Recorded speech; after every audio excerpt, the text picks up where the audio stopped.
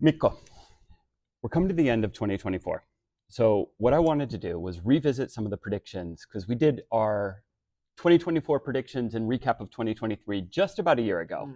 I had a Santa hat on, we had a couple of other guests, but we've got the opportunity today here one-on-one. So I just picked some of your predictions that I want to go through. We're going to be so wrong in the things we said. But this is one of the things, I don't know that there is a wrong about this. I tend to think that a lot of these predictions, and this is even true of some of the analyst firms that I kind of have mixed feelings about, but I think a lot of the times they're directionally correct, but they maybe get the time frame wrong. Right. And this is a little bit one of the things that we talked about actually last year regarding AI. It's that we sometimes underestimate or we overestimate where will be the impacts, but we sometimes underestimate the scale of the impact on certain things. So I tend to think that kind of all predictions have this element of you get some aspect of it right, but one aspect of it wrong. Right. Maybe you get the timing right, but the impact wrong, or vice versa, or so on. So you had 5 from last year that I want to go through, and I know we're a little bit tight on time, so we're going to go through some of these a little bit rapid fire. Quantum computing. You said that 2024 would be the year, or could be the year, that quantum computing became a real thing to the point that we had to really start rethinking encryption. A year in, or the year having passed, hasn't really happened? No. There's been great developments. Google has announced, much more powerful, much more effective qubits in their quantum computers during this year. So granted, yeah, they've moved forward. We're still far away from anything practical. There's an interesting blog post from RSA. Of course, RSA has skin in the game. They use their encryption algorithms are the algorithms that would be broken by quantum computers once we have enough qubits. But they think quite rightly that right now we should be worrying about more practical attacks. I mean, this might be a thing, but it's so far in the future that you don't need to worry about it right now. And I kind of agree and disagree. Okay. I agree it's going to take a while, but it's going to take so long to replace all the quantum weak encryption algorithms with quantum safe algorithms that we shouldn't delay, because we already have quantum safe algorithms, and this is going to take decades to change everything to use the quantum safe algorithms. I mean, if you think about all the places that we use encryption in our daily lives, and probably most of our audience, myself included, we just take it for granted. Sure. Because it's built in there.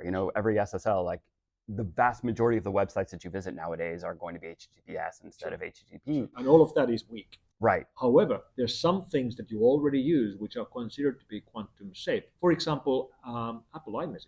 Okay. That's according to Apple, they use algorithms that are considered to be quantum safe. Some versions of SSH support quantum safe algorithms, and Signal is supposed to be quantum safe. So we're getting there. And the importance, I guess, of using quantum safe algorithms today is that it's an easy guess to make that some of the intelligence agencies out there are collecting vast amounts of encrypted data in the hopes that they will be able to decrypt it in the future. I don't even think this is a guess. I think this has been publicly disclosed and kind of pretty publicly understood. Sure. And it might be that, 5 years, 10 years, 15 years from now, someone somewhere will find something that they can use to twist your arm that you said today. Yeah. Okay. AI-driven threats. Did AI make attacks more sophisticated, or did it have a different impact?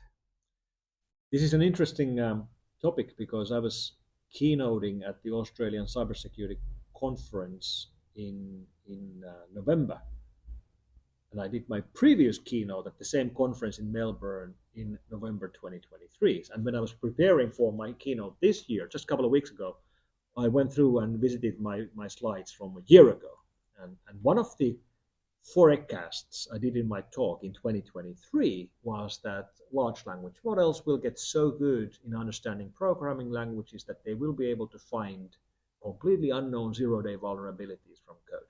Yep. That's what I said on stage in 2023. After my talk in 2023, 2 different guys came to me to tell me that, Mikko, that's not true. Like, Mikko, that's bonkers. No way. We normally like your talks, but this is nuts. It's not going to happen. I mean, it's nowhere near that good. I mean, it will never find 0 days. It's going to take 30 years. Like, you should shut up. Yeah. Okay. During that year, 4 zero days have been discovered. First one in September, 3 more in November. There's now 4 cases where we know that large language models found completely unknown zero-day vulnerabilities in common open source software, simply by reading through the source code and finding bugs, then figuring out the bugs which are remotely exploitable. So it's happening already. Granted, these 4 are all found by researchers. They're not found by attackers. But the technology exists. Yeah. So we're getting closer to real-world problems out of generative AI. Yeah. The barriers for entry have completely collapsed. Yeah, I think the fact that they were found by researchers is honestly chance and luck, or maybe just a choice of focus rather than anything else. The fact that they were found by researchers, well, first of all, attackers wouldn't disclose that they had found them, right? So we don't know for sure that this hasn't happened. But second, it's more, I think it's often a question of, where do you spend your time and your resources? And if you're an attacker, there's so much low-hanging fruit elsewhere. You don't need to spend your time going and finding new 0 days. Exactly. One of the other things around this prediction in particular, when I was kind of looking back at this and thinking about my own interpretation of it, was one of the stats from this past year that really jumped out at me was the reduction in the mean time to usable exploit. That came down. I saw a few different reports around it, but one of the ones that I saw, and I didn't have a chance to read all the details, so somebody in the audience may have to keep me honest on this. I saw a stat that said basically now that once a 0 day of some kind is disclosed, the mean time to the development of a usable exploit is now 22 minutes. Okay, it's amazing.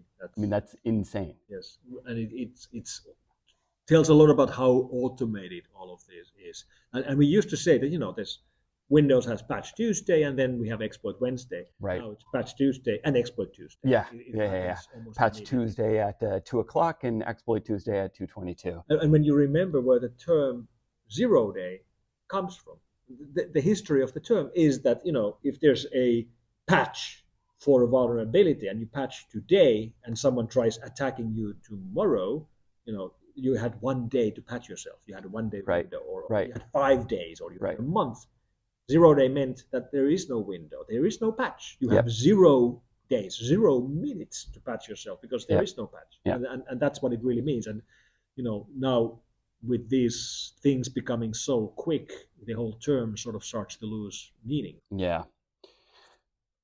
Deepfakes and deep scams weaponized at scale.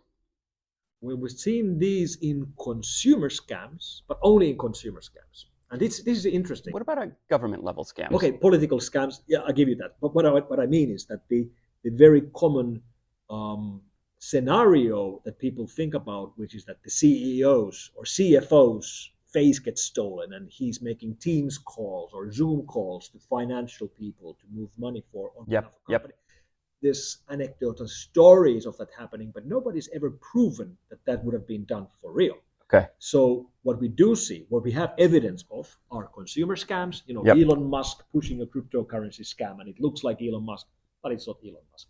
Or political usage, like politicians saying things they didn't change, in hopes of changing election outcomes or things like that. What we have no evidence of is like real-time video stolen faces of CEOs for financial fraud. What we have seen is stolen voices. I have 2 cases where I have the evidence. I have recordings of CEOs calling up financial people in companies, asking them to move money.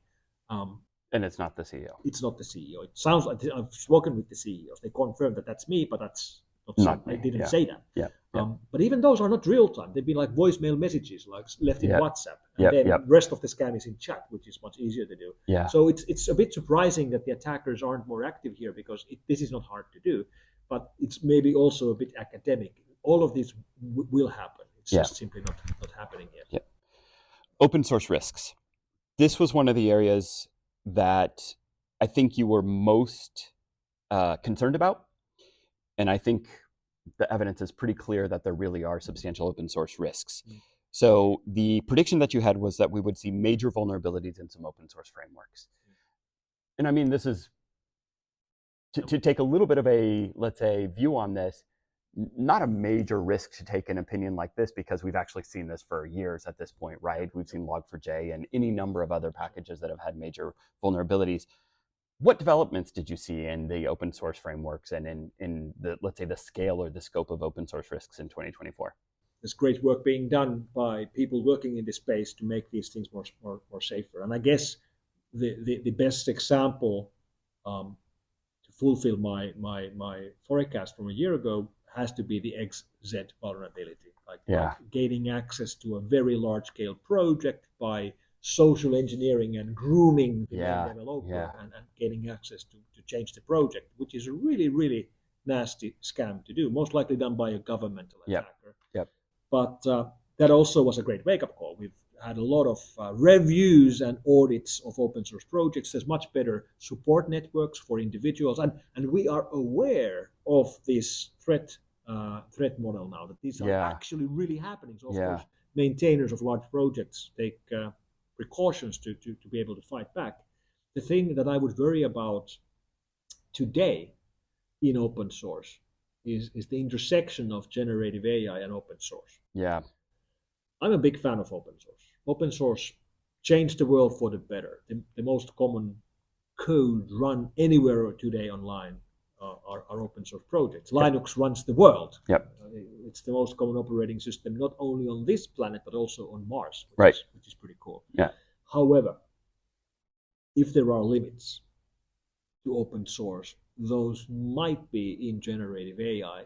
And what I mean by this is that all the great work done in the safety and security teams of frontier AI companies gets thrown into trash if the model is published as open source, because then you can just remove the guardrails, remove the restrictions, and use these image generators or video generators or large language models to do whatever you want. So GPT and Claude know how to build a nuclear weapon, but they won't teach you, because that's a bad idea. But this is an area that I'm not as convinced about. So just 2 days ago, I saw an example of an LLM being tricked into providing executing a simulated attack, a physical attack against an environment by instructing the LLM simply that it was playing a game. I saw this. You sent it to me. This was a great example, and that's what we call jailbreaks. So sure, these limited closed sourced environments can be tricked sometimes, but of course they get better and better. We hope to see less and less of these jailbreaks where these models do things they're not supposed to do. If you take a more restrictive environment, image generators, all the large image generators refuse to do X-rated images for obvious purposes. I'm not aware of a jailbreak in any of them where you could trick them to make X-rated images or reliably. They might sometimes do something weird, but in general, it's not a thing. So all of the AI-generated X-rated images online, and there's a lot of them, are made with the open source generators, like Stable Diffusion, because they won't make X-rated images either, but if you have the source code, you can just remove the restriction. And like I said, I'm really split about how I feel about this. I'm a big fan of open source, but here it really is problematic because there's so much good work being done for the safety and security of these models, and none of it really matters if it's published as open source. A little bit of a sobering thought there. IoT vulnerabilities. I know it's a topic near and dear to your heart. Hypponen's Law, all of this. What did you see over 2024? The largest single distributed denial of service attack in the Nordic countries was launched by attackers we believe to be coming from Russia, and the attacks were launched in relation to the help aid packages from the Nordic countries to Ukraine to support Ukraine in the Ukrainian war. The biggest targets of these attacks were the largest banks in the Nordic countries, including the bank that I use. The online bank was down, which is a problem. But then, of course, you can also always go and get some money from an ATM, except you couldn't. The attacks were so bad, or the system were so designed so that shutting down the online bank also shut down the ATMs, which would never happen. Okay, so you can still use your credit card, certainly. Well, you couldn't. Even that was shut down by the same attack. So you're really out of luck. You can't pay online. You can't get cash. You can't use your card. And to make matters worse, in Nordic countries, many people use bank logins to authenticate themselves to the government, to the taxman, to the post office, or to the customs officials. And that really showed us how fragile our societies have become. we've moved big part of our infrastructure online, including our critical infrastructure. You can defend things like electricity distribution and water purification plants by trying to keep them disconnected from public networks. Yep. But you cannot do that with online banks because they're online banks. They're supposed to be online. By definition, they and must if be it's online. You can always like overload it with traffic. You can create these traffic jams, and that is a major problem. So what's the IoT connection? Well, these banks have been hit by denial of service attacks before. They know how to filter the traffic, and they've built a lot of functionality on that, typically with geographical filtering. Sure. 99.9% of the users of a Finnish bank or a Swedish bank or Danish bank come from the Nordic countries. Yep. The attacks come from everywhere else, just filter traffic from faraway countries. And yes, some of your clients who are on holiday in Brazil might not be able to do their banking, but that's a small problem, small price to pay if the bank keeps running. Slightly annoying for me, by the way, living overseas, but we don't really care about you, Jared. Hey.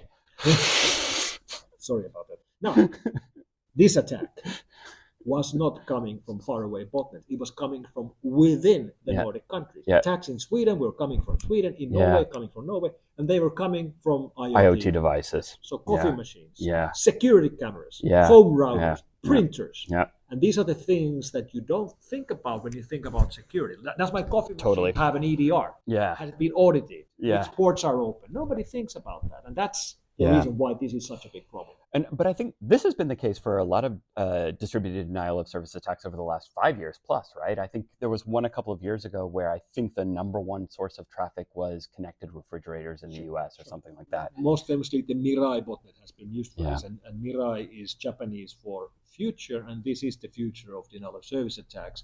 The unusual thing here was that the attackers were on purpose using this geographical distribution of the infected devices to make sure the attacks come from local IP addresses, local devices, local IoT systems. Two other topics. Number one, geopolitics. This has been a big year. Yeah. Record number of elections, I think, in democracies around the world. Sure. 2 countries joining NATO. Mm-hmm. And I think 4 Finland joined last year already. Could be, yeah. 4 ongoing conflicts, at least that I know of. So we have active wars in Ukraine, Sudan, Gaza, and Myanmar. Right. And we just had a revolution in Syria. And just a revolution in Syria. I guess call it Syria, Lebanon, Israel, Gaza, that whole area kind of connected in some way or the other. What have you seen relative to misinformation, disinformation, changes in attack patterns? Because, we look at APIs, we very narrowly look at APIs, but you guys are working with customers around the world and have been for decades at this point, right? Sure. Just curious, what have you seen out of all of this conflict and out of all of the elections and change and everything? We've seen less activity than what we were expecting. Okay. Because this was the election super year. Yeah. We had more presidential or parliamentary elections in different countries, in different worlds than any other year for the last decade or two. Yep. Including presidential elections right here in Finland or in the United States. Yep. Parliamentary elections in India and in Pakistan. So we were expecting misinformation, disinformation, influence operations, and we saw very little at all. So the year really started with the presidential elections here in Finland. We have a very long border with Russia, a closed border, the longest closed border in the world, right here, 2 hours away from where we are right now. So clearly we were worried about Russian meddling with our elections. There was none. There was nothing, which maybe it was simply a symbol of the fact that it didn't really care, because there were no candidates which really would have been positive for Russia, or maybe Finland is too small and insignificant, so why attack?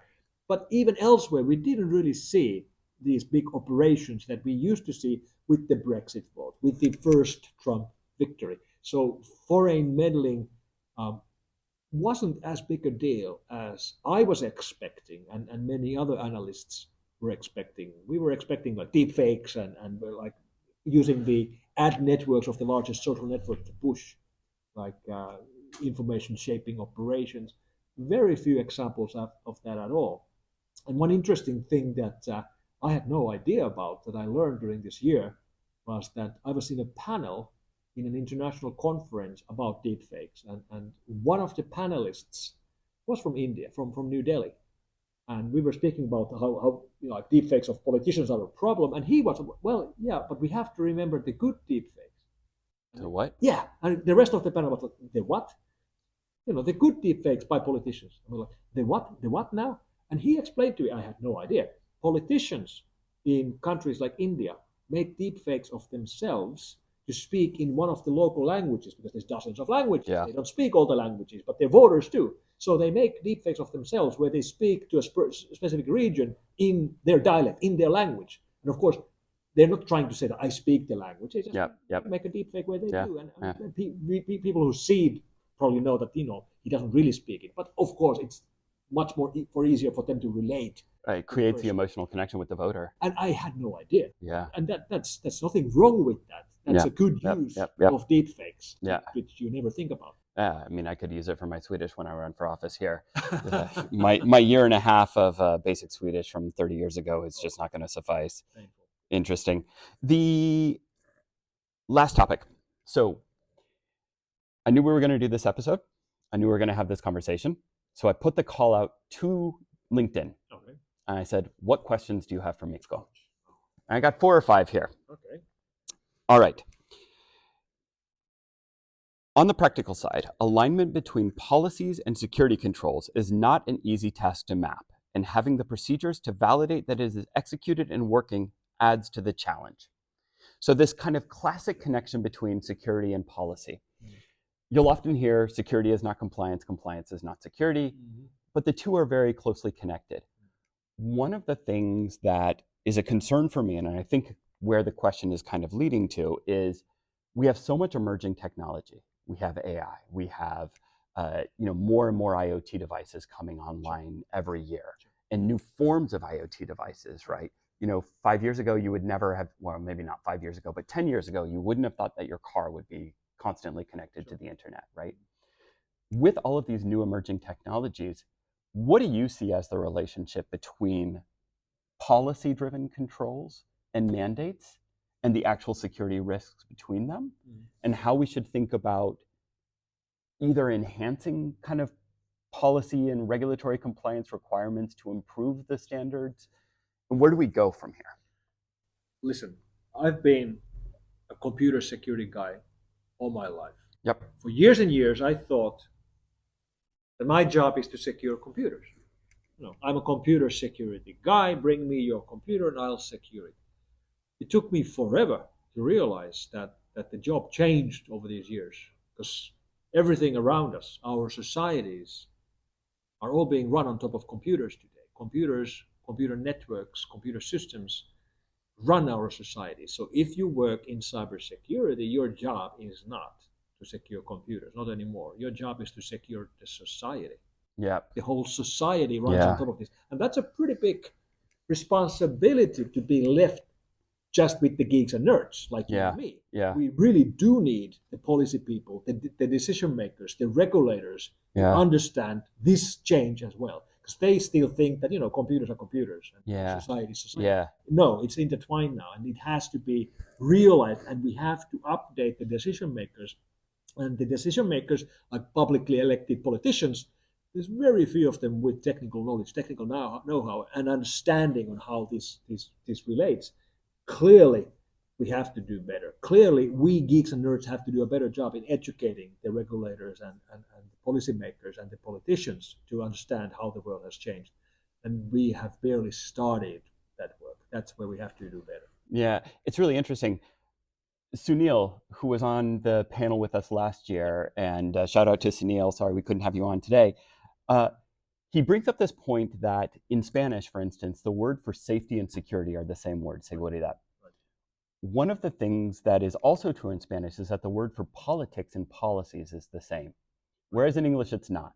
Policy is one thing, politics is now much more considered kind of the art of, let's say, giving speeches and taking positions and making bold statements. It's not so much in the day-to-day regulation of policy, coming up with rules to govern society and govern those things. But I think I'm with you. I think I'm understanding, and I'm coming to appreciate over the course of my career as well, that actually there's a lot of benefit from having good policies And there is definitely a time and a place where a policy goes from being just a good idea to being something that you realize, actually this should be, a law, a mandate. I mean, seatbelts are the classic example of this in my mind. Sure. I'm one of these 70s kids who, grew up basically just on the floor of the backseat of the car and moving around and things like that. I wonder how we survived. Yeah, I know. And my mom tells these horror stories of what a difficult child I was to keep in a seatbelt and in my clothing, but that's separate. And nowadays, you couldn't imagine a car without seatbelts. I mean, we're actually getting to the point where you're increasingly seeing them on public buses. Sure. And you're seeing them on trains. Yeah. And they make a lot of sense. They save lives. Yeah. Very true. Next one from the audience. Understanding how attackers think would help improve defenses. It's fascinating how psychology and tech overlap. Mm-hmm. And I think the point of the question here is something that I've actually been thinking about for a little while, and I've observed over the course of my career in cybersecurity. I've heard this from somebody who works as a red teamer, kind of a white hat hacker, right? Mm-hmm. Helping companies test their own defenses. If you didn't get in, keep trying and try something new. Mm-hmm. I think that mindset from an attacker's perspective is generally shared, but the mindset on the defender side seems to be a little bit more limited in my experience. We learn about a threat, we understand that threat, we know the current attack vectors associated with that threat, whether it's a new piece of technology or a new type of attack or whatever. Sure. We go implement defenses that counter that, right, and only that. And then we're done. And then we're done. Yeah. We've checked our box, we've used our security budget, we've completed our implementation project, whatever. We need a wider view of risk to understand how crucial cyber risk is compared to all the other risks. If you take a step back and think about, okay, what would shut down our operation? Here's our company, here's our factories, here's whatever our facilities. What would shut us down? All right, we have real world risk, like a fire. Yep. Fire burns down your factory. Certainly, that's a bad thing. You should get ready for it. You should have insurance. You should build fire safety. But it's not like outside attackers would continually try to burn down your factory. Yep. That's not a thing. Very few organizations have to worry about that. Then compared to cyber risks, it's totally different. There actually are groups which are over and over again, day in, week in, month in, trying to infiltrate your network to shut down your whole operation, typically with ransomware. Yep. And they really want to shut you down as properly, as widely as possible, just like a fire or an earthquake. Yeah. And this is not bad luck. This is not unlikely. This is actually really happening. So the question then becomes, should you take this seriously? Should you get ready for this? Yes, you should. It's a top-level management decision which is getting ignored as unlikely as somebody trying to burn down your factory, and it's not as unlikely. Yeah, it's interesting. One of the things you mentioned there made me think about kind of the current landscape of let's call them the criminal actors, mm-hmm. criminal threat actors. Organized cybercrime gangs. Organized cybercrime gangs. Very well said. You see this division of labor between the initial access brokers and then the gangs themselves. Mm-hmm. And it's a very clear thing, right? The initial access brokers, their job is to find ways into organizations. Whereas the criminal gangs are coming up with new business models. They're coming up with new attacks. They're coming up with new ways of thinking, right? It's all this kind of actually creative thinking. If they weren't criminals, it would actually be easy to take a step back and be like, geez, these are very successful startups who have innovated well and that's quickly. That's why I often call them cybercrime unicorns. That's a good way of thinking about just how big they are and how wealthy they are. And now in the age of $100,000 Bitcoin, they're wealthier than ever. Yeah. Last one from here. And this one actually got a lot of, somebody posted this one publicly to me on LinkedIn, and it had a lot of people diving in. And maybe it's a good one to end today's episode on. Lots to learn in all areas. For me, digging into the meat of AI for security and security for AI, as well as finer points of security operations, effective detection, engineering, and orchestration are key points of interest right now. Never a dull day in this industry. So it's kind of a general comment, but just, I don't know, a reaction and some thoughts on that. AI for security, security for AI, and in particular, security operations. Because security operations, historically, I know I spent some time with somebody working in a SOC mm-hmm. at a company I used to work at. And I asked this guy how many hours a week he spends on false positives. Right. And I mean, it was just staggering. 35, 36 hours a week out of a 40-hour work week. Yeah. So detection engineering, that kind of, SOC processing and so on is an area that really needs more efficiency and so on. But I'll leave it there. Comments over to you. Security companies have been leaders in using traditional AI and machine learning for years and years. I mean, the main reason is that we had to. The amount of attacks we have to be able to find and the amount analyze. Of data generated. Yeah, we have to have some way of automating all the work that used to be done by human analysts. So that's why we've invested so much. And when I say we, I mean the whole industry. So I'd really like to think that cybersecurity companies are the leaders in AI. Granted, we started from the traditional AI and machine learning, and today it's more about generative AI. But even that is like really a leading way of thinking about building new cybersecurity solutions today. And I know you think about generative AI at FireTail a lot all the time. So it's crucial to stay on top of that because the attackers will be catching up. They haven't done that yet. My favorite metric of measuring how much automation and machine learning and AI-based systems the attackers are using is look at how long does it take for them to react to our defenses. So there's a new malware outbreak and we find it automatically. Our automation system blocks it. We block the IP addresses of the denial of the command and control servers. We block the emails they send, things like that. And it takes them surprisingly long to realize that they are being blocked. It takes them hours, days. Then they realize that the command and control server doesn't work. And they have to go and change the IP address or register a new domain name or change the code to avoid detection or rewrite the email to avoid the filters. And clearly, it's done at human speed. Like people are like monitoring and changing things. And that's really inefficient. They could automate all of that. They could use, again, machine learning and AI to change and react to our defenses in real time, in seconds. And they aren't doing that because they are slow. And they could be doing it tomorrow. And then when they are doing it, then we will, for real, enter the age of good AI versus bad AI. And on that note, I also thank you to Mikko for the time today, for the conversation, for being willing to go back and look at last year's predictions. That sucks. Never do this again. Never do this again. We'll see you here next year to do this again. Thanks, Jerry. Thanks for coming to Helsinki, and thanks for visiting WithSecure. Awesome. Talk to you next time. Bye-bye.